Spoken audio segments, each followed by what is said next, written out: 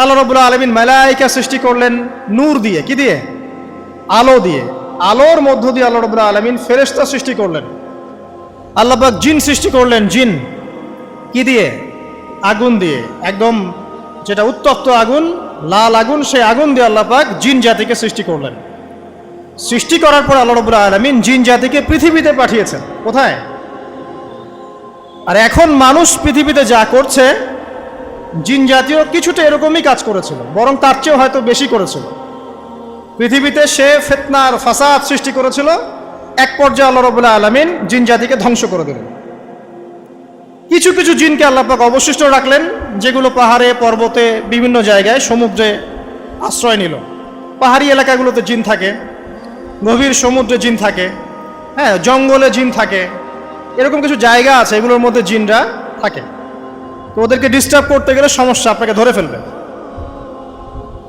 আর যদি প্রতিদিন সকাল সন্ধ্যার জিকির আজগার ঠিকঠাক মতো না করেন, কোরআন তেলাওয়াত ঠিকঠাক মতো না করেন, নামাজি না হন, আর পবিত্র না থাকেন, তাহলে জিন ধরার সম্ভাবনা বেশি।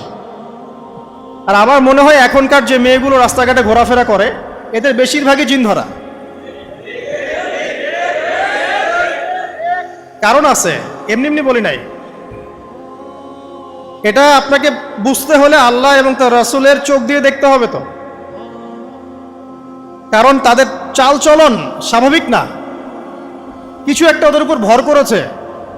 ওই ভরটা করার কারণে তার চালচলন আজকে এমন হয়ে গেছে। এবং বহু মেয়ের ঘটনা এমন শোনা যায় যে সরাসরি তারা জিন দ্বারা ইফেক্টেড হয়। দেখেন না, রুকিয়া করতে হয়, শরঈভাবে রুকিয়া করতে হয়।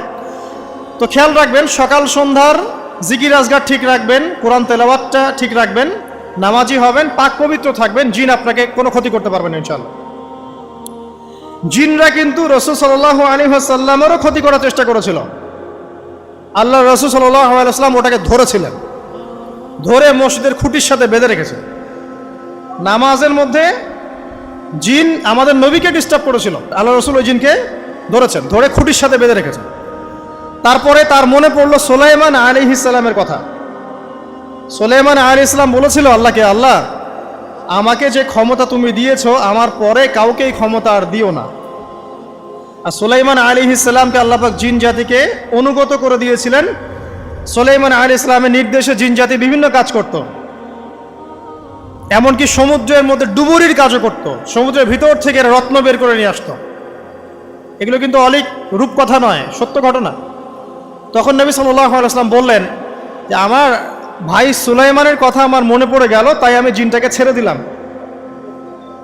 তো আল্লাহ পাক জিন জাতিকে সৃষ্টি করে এই পৃথিবীতে পাঠানোর পর তারা এরকম ফিতনা এবং ফাসাদ সৃষ্টি করার পরে আল্লাহ পাক ওদেরকে ধ্বংস করে দেন। দেওয়ার পরে আরো অনেক যুগ এবং অনেক শতাব্দী কেটে যায়। কত যুগ, কত শতাব্দী আল্লাহ ভালো জানেন। অনেক লম্বা সময় পরে গিয়ে আল্লাহ রাব্বুল আলামিন ফেরেশতাদেরকে ডাকেন। কাদেরকে ডাকেন? তাদেরকে ডেকে বলেন, ওয়াইজ ক্বালা রাব্বুকা লিল মালায়েকা, স্মরণ করো নবী সেই সময়ের কথা যখন তোমার রব ফেরেশতাদেরকে ডাকলেন, ডেকে বললেন, ইন্নী জাইলুন ফিল আরদি খলিফা, হে ফেরেশতা মণ্ডলী, আমি পৃথিবীতে আমার খলিফা পাঠাতে চাই। কি পাঠাতে চাই ভাই? খলিফা। খলিফার দুটো অর্থ। একটা হচ্ছে ওই যে জিনরা যে চলে গেল, ওর স্থলাভিষিক্ত হয়ে আরেকটা জাতি, স্থলাভিষিক্ত হওয়া।